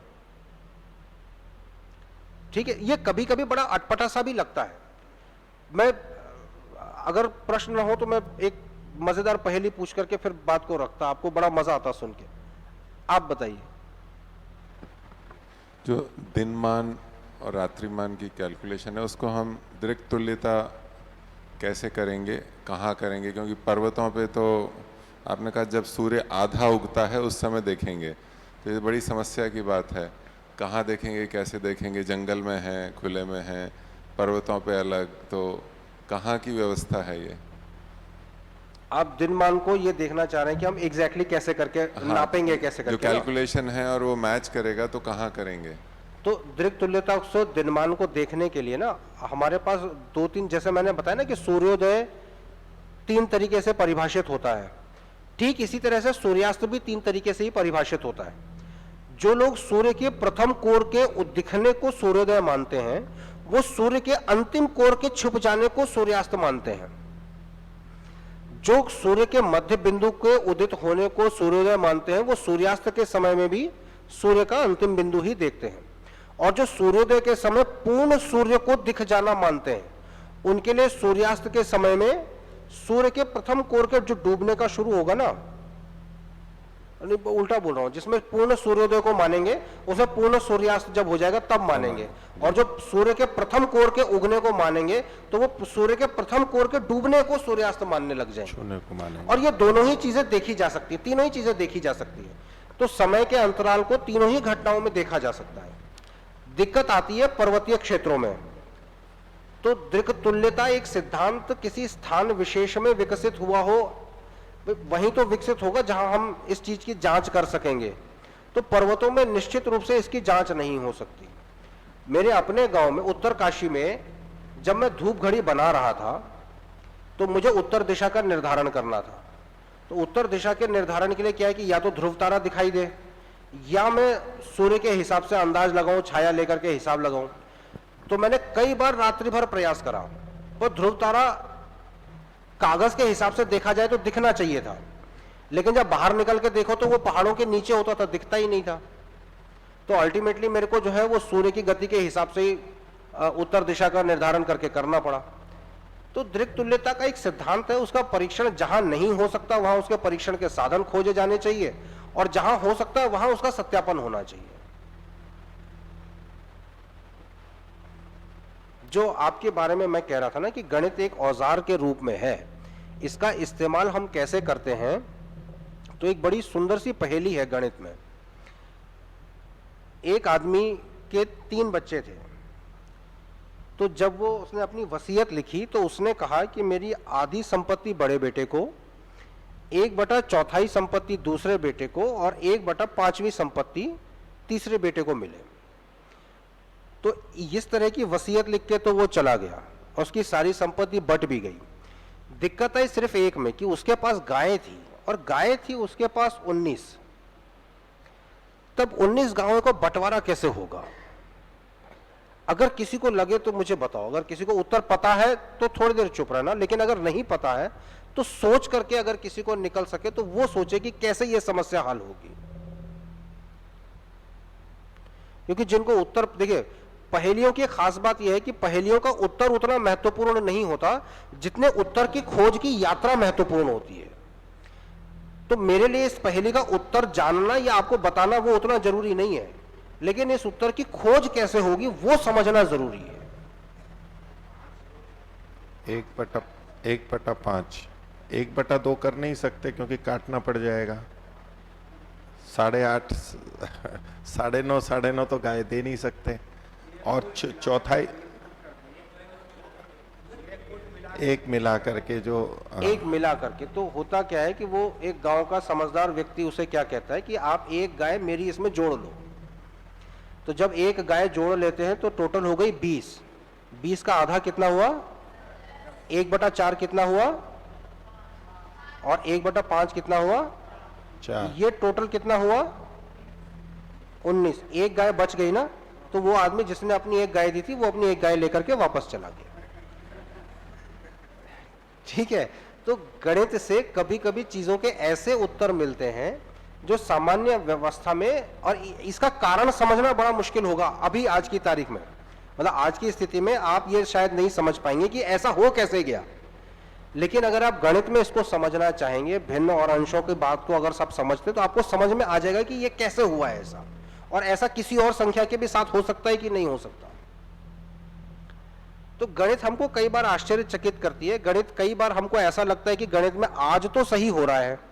जैसे एक दिन अभी कल परसों जब हमारी चर्चा हो रही थी कि सृष्टि आरंभ में मधुमास पूरा नहीं होगा, ठीक है गणित से नहीं हो रहा है, क्योंकि गणित तो कह रही है कि 0 से सारे ग्रह चलने शुरू हुए। पर जब सारे ग्रह चलने शुरू हुए तब गणित थोड़ी थी। गणित तो हमने आज बनाई है कि हम वेद के उस मार्गदर्शन को पा सकें। उसका एक परिणाम, एक अनुमान ये निकल रहा है कि उस समय ऐसा कैसे हुआ होगा, उस समय ऐसा कैसे हुआ होगा। ये गणित की समस्या भी नहीं है, ये हमारे दिमाग की समस्या है कि उस समय कैसा हुआ होगा। पर गणित का परिष्कार किया जाता है। गणित, मनुष्य समाज गणित में सुधार करता है, और सुधार करता है इस उद्देश्य से कि वेद के मार्गदर्शन को प्राप्त कर सके। और जब जब गणित में स्थूलता आती है या अंतर आने लगता है तो हम क्या करते हैं, गणित में और सुधार करते हैं ताकि वेद के मार्गदर्शन के निकटतम रह सके। जी, जैसे कि आपके पास जो पत्रक हैं उसको छोड़ दें हम, तो जो पीछे जो मानते हैं, बहुत सारे जो लोग 27 नक्षत्र को मानते हैं, उनके कथन के अनुसार अगर ये देखा जाए तो जो हम अभिजीत नक्षत्र को मानते हैं, ये जो क्रांति वृत्त है इससे दूर और बाहर है।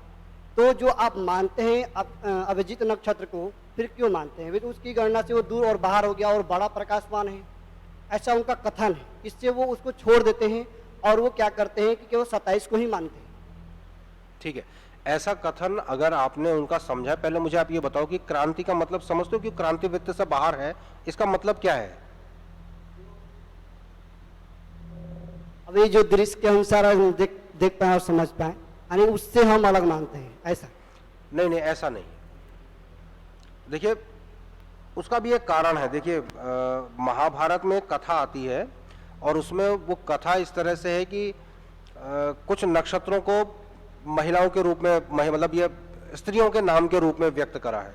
तो उसमें वो ये बोलते हैं कि कुछ झगड़ा होता है या पता नहीं क्या होता है ज्येष्ठा में और किसी में, और उनके तपस्या, उनके झगड़े के फलस्वरूप जो है, जो अभिजित है वो तपस्या करने चला। तो सारे नक्षत्रों में पुरलिंग नाम में सिर्फ एक ही नक्षत्र है अभिजित, बाकी सारे स्त्रीलिंग ही शब्द हैं, है कि नहीं है? हाँ, लेकिन अभिजित जाता है तपस्या करने के लिए। बहरहाल वो ये कहते हैं कि जो महाभारत में कथा है वो ये है कि अभिजित जो है वो वन में चला जाता है तपस्या करने के लिए। वो इस बात को कहने का आशय है कि हमने अभिजित को अपनी गणना में छोड़ दिया है, ठीक है। और जो क्रांति वृत्त से बाहर है, तो आप नक्षत्रों की श्रेणी, जब मैं आपको क्रांति बता दूंगा तो आप नक्षत्रों की सूची देखना जो पृष्ठ 43 पर है। उसमें कौन कौन से नक्षत्र क्रांति वृत्त पर हैं उनके हिसाब से भी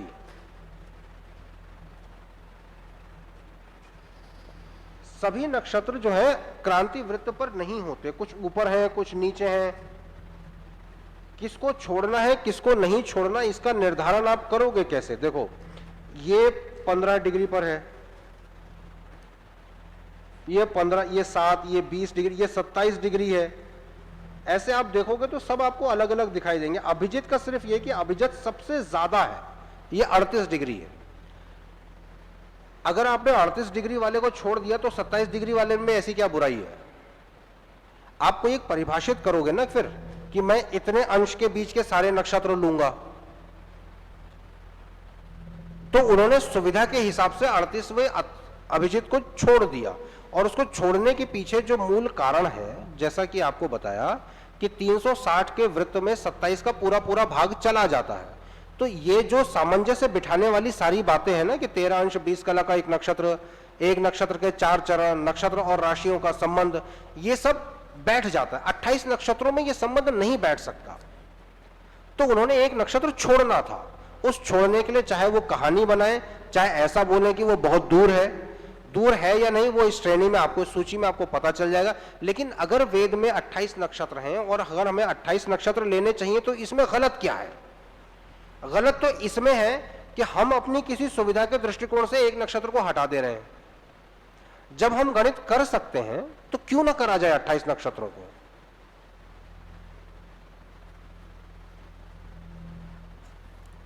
जी, पुरुष के वाले में इन्होंने, स्वामी ब्रह्मानंद जी ने, इसमें बहुत सारे नक्षत्रों को पुरुष लिखा हुआ है। वो अलग चीज है। वो क्या है कि नक्षत्रों को, वो हमने अपने पंचांग में भी दिया है कहीं पे, कुछ नक्षत्रों को पुल्लिंग, कुछ नक्षत्रों को स्त्रीलिंग और कुछ नक्षत्रों को नपुंसक लिंग भी कहा गया है जी। वो नक्षत्रों का एक वर्गीकरण है। पर मेरे कहने का तात्पर्य था जैसे चित्रा, अश्वनी, भरणी, कृतिका, रोहिणी, मृगशिरा, आर्द्रा, पुनर्वसु, पुष्य, इनमें से ज्यादातर जो नक्षत्र हैं वो स्त्रीलिंग शब्दों में है। मैं इस आशय से कह रहा था, कैटेगरी वाइज अलग अलग है।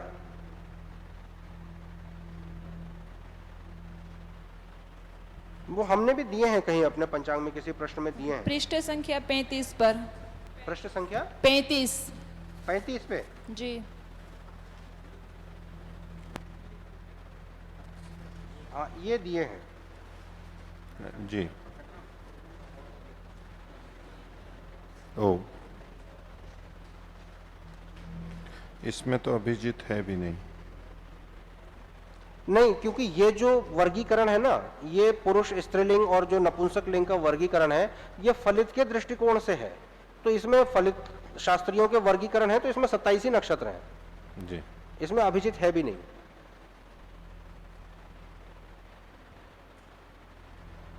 हाँ, पूछिए, पूछो। ओम जी, जितने भी नक्षत्र बताए गए हैं, जैसा ये मानते हैं, इन लोग का जो मानना है और जो आप हेतु दे रहे हैं उसमें, तो जितने भी नक्षत्र हैं जो क्रांति वृत्त है उसके अंदर हैं, जिसको ये हेतु देकर बाहर बता रहे हैं यानी अभिजित नक्षत्र को, तो क्या इनकी दृष्टि अगर ये क्रांति वृत्त के अंदर अगर हैं, अगर ऐसा ये मानते हैं, तो इस हेतु से तो उनका भी कथन सही होगा। क्योंकि एक बाहर है, जैसे कि हम घर में हैं, कोई व्यक्ति घर से बाहर है यानी कि उसका कोई परिचित हमसे है ही नहीं, तो फिर उसके हिसाब से वो देखते होंगे। देखिए, आपने हेतु भी उनका ले लिया और मंतव्य भी उनका ले लिया, तो उनका हेतु अगर सही है तो वो सही है, ये बात गलत कैसे हो सकती है? मतलब आप तार्किक रूप से भी अगर अपने शब्द विन्यास भी देखो, अगर उनका हेतु सही है तो उनका मंतव्य भी सही है, तो होगा ही होगा ना। जी, आप खुद ही सोच के देखो। सुन लो, आप सुन लो, आप बोलिए, आप बोलिए, आप सुन लो। अगर आप किसी भी बात को ये बोलो कि अगर ये व्यक्ति जो कह रहा है वो सही कह रहा है, तो इसका मतलब ये आदमी सच्चा है। अब बताओ, आपको इसमें कुछ तार्किक असंतुष्टि दिखाई देती है? मेरा तो मैं अपना कोई हेतु नहीं लगा, मैं हमारे कहने का मतलब ये है कि अगर जो हेतु वो दे रहे हैं, और जैसे आप बता रहे कि नहीं अगर ये इसको हम गणना कर रहे तो इसमें दोष क्या है, ठीक है, आप उसको नक्षत्र मानते हो, उसको ग्रहण कर रहे हैं, तो उनकी दृष्टि से जैसा वो मान रहे होंगे कि ऐसा उन्हीं का मानना है, बहुत सारे लोग मान रहे हैं, तो उसके हिसाब से मैं देख रहे हैं ना उनको। आज बहुत सारे लोग जो हैं रक्षाबंधन 13 अगस्त को 12 अगस्त को मनाएंगे। देखिए, सत्य असत्य का निर्णय तो बहुसंख्यक के आधार पे नहीं होता ना। बहुत सारे लोग ये मानते हैं कि अभिजीत जो है वो क्रांति वृत्त के बाहर है, बहुत सारे लोग ऐसा मानते हैं। हम ये कहना चाह रहे हैं कि वो चाहे क्रांति वृत्त के बाहर है चाहे क्रांति वृत्त के अंदर है, हमें वेद में उस नक्षत्र का बताया गया है, तो हम उस नक्षत्र को अपने आगणन में ले रहे हैं, और लोग नहीं लेते। अब अगर हम उनको जस्टिफाई करने की कोशिश कर रहे हैं कि उन्होंने ऐसा इसलिए करा होगा, अगर एक बात को ये मान भी लूं कि उन्होंने ऐसा इसलिए करा होगा कि अभिजीत क्रांति वृत्त के बाहर है, तो मैं उनसे ये रिक्वेस्ट कर रहा हूं कि भाई वेद में दिया हुआ है तो भले ही वो बाहर है, लेकिन आप उसको आगणन में लो, क्योंकि वेद में दिया हुआ है और हमारे लिए वेद प्रामाणिक है। ठीक, तो हमारा उनसे अनुरोध इतना ही है, इसमें सही गलत या वैसी बात नहीं है। देखिए, ज्योतिष में भी और तर्क की दृष्टि से भी ना एक बड़ा अच्छा प्रकरण है कि एक आदमी एक गांव में जा रहा था, तो उसने आदमी से पूछा कि भाई अच्छा ये बताओ कि ये कोई आदमी रहता है राम सिंह, उसका घर कहाँ है? तो उसने कहा यहाँ से थोड़ा सा आगे जाना, वो वहां पर एक श्याम सिंह का घर है, उसके ठीक सामने वाला घर है। तो उस आदमी ने पूछा अच्छा ये बता दो श्याम सिंह का घर कहाँ है? तो उसने कहा नहीं, बस थोड़ा सा आगे जाना, वो राम सिंह के घर के सामने वाला घर है श्याम सिंह का। तो आदमी ने परेशान होकर के पूछा अच्छा ये बता दो कि दोनों के घर कहाँ है? उन्होंने कहा नहीं, थोड़ा सा आगे जाना, आमने सामने पे दोनों के घर है। ठीक है, तो तर्क जब हम करते हैं तो कई बार तर्क में ऐसी व्यवस्थाएं और ऐसी बातचीत आ जाती है कि जहां हम एक को दूसरे के आधार पे सही मानते हैं और दूसरे को पहले के आधार पे सही मानते हैं, और एक साथ उन दोनों को सच मान लेते हैं। तो जब आप तर्क की दृष्टि से इन चीजों को कभी देखने की कोशिश करो तो इस आधार पर भी देखना। आप इन्हीं लोगों से जब ये पूछते हैं हम कि जैसे हम तो वसंत संपात से आरंभ कर रहे हैं, इनसे पूछो आपकी जो राशि चक्र है इसका आरंभ कहां से होता है, तो वो बोलेंगे चित्रा नक्षत्र से 180 अंश पीछे से। तो उनसे ये पूछो अगर चित्रा नक्षत्र के 180 अंश पीछे से हुआ तो चित्रा के 180 अंश कहां से नापे? तो जी आरंभ बिंदु से नापे। तो ये उसी तर्क के गर्त में फंस गए हैं कि आरंभ बिंदु कहां है? चित्रा से 180 अंश पीछे, और चित्रा के 180 अंश कहां से नापे? आरंभ बिंदु से नापे। और दोनों कहां है? एक दूसरे के आमने सामने है जी, वृत्त के अपोजिट में है। तो तर्क में इस तरह की चीज से थोड़ा इसको पहचानना भी और इस चीज से बचने का प्रयास भी करना। ठीक है, बोलो, पूछिए पूछिए जी। अभी जैसे आचार्य जी सुबह बता रहे थे कि जो 13 अंश और 20 कला के जो वो गलत बता रहे थे, ये समझ में नहीं आया कि उन्होंने गलत क्यों बताया। गलत क्यों बताए? प्रचलित पंचांगों में 27 नक्षत्र और बराबर बराबर मान लिए गए। सूर्य सिद्धांत में जहां नक्षत्रों की सूची दी है वहां सूर्य सिद्धांत खुद कह रहा है कि कोई कोई अच्छा, नक्षत्रों की पहचान क्या होती है? योग तारा बोलते हैं उसको। जैसे ये एक लाइन है ना, इस लाइन के मैंने बराबर बराबर 5 भाग कर दिए, 4 भाग कर दिए। अब इस भाग में एक तारा है यहां पर, इस भाग में एक तारा है यहां पर, एक तारा है यहां पर।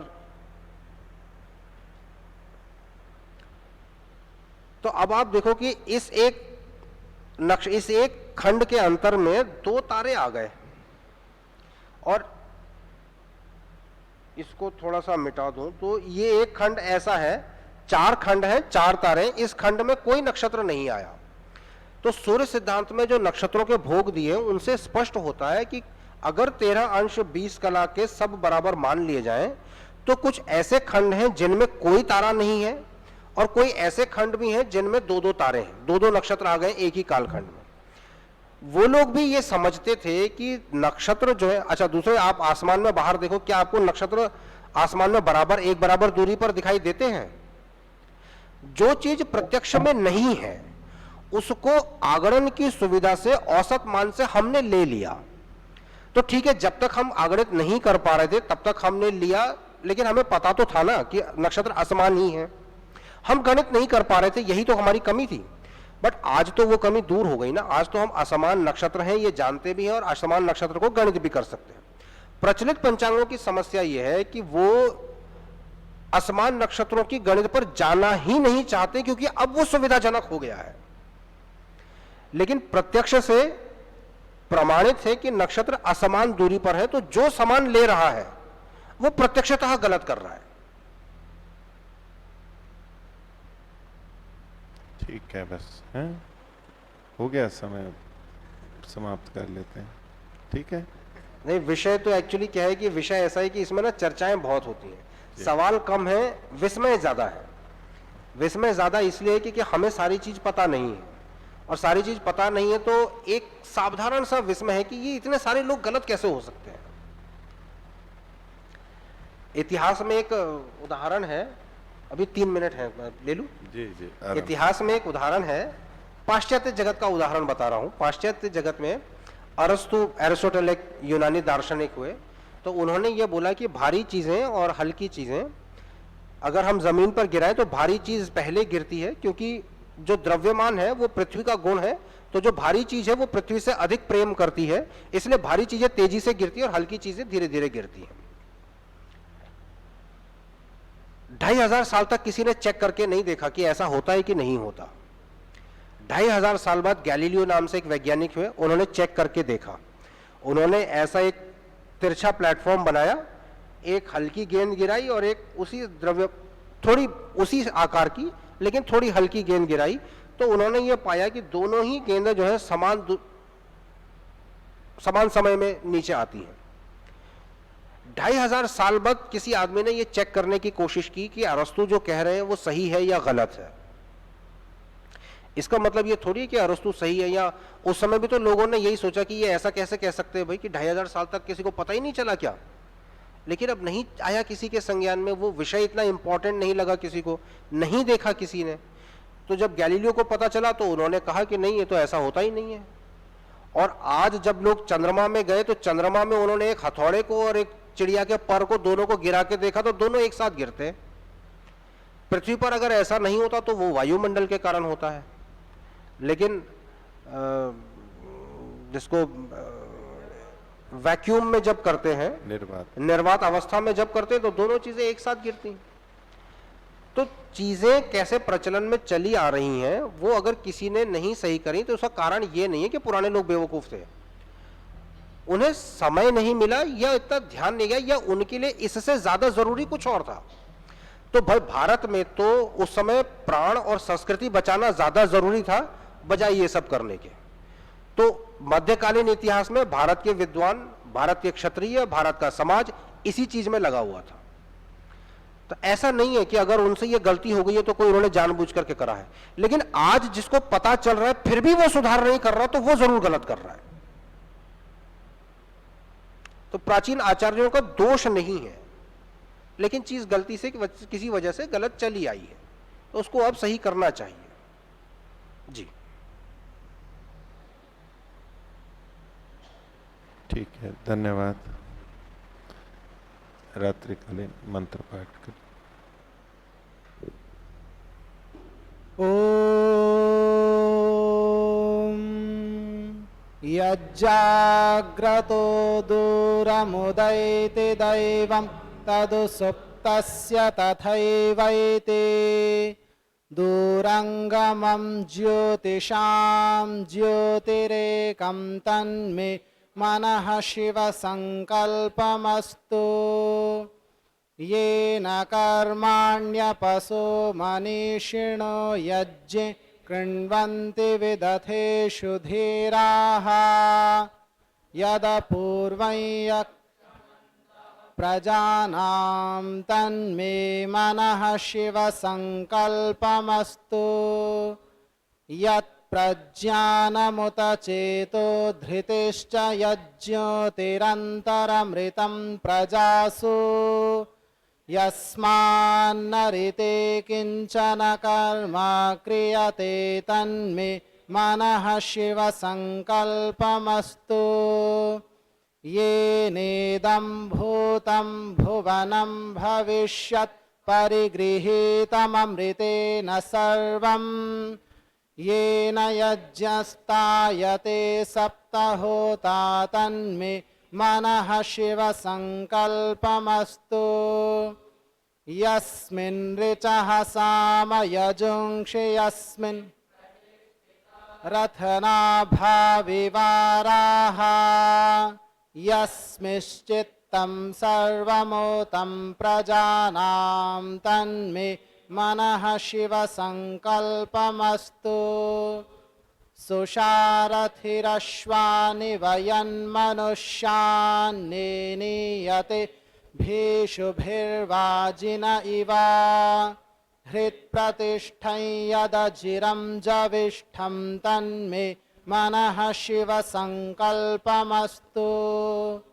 अग्ने त्वं सुजागृहे वयं सुमन्धिसेमहे रक्षाणो अप्रयुच्छन् प्रबुधेनः पुनस्कृधे ॐ शान्तिः शान्तिः शान्तिः सर्वेभ्यो नमः।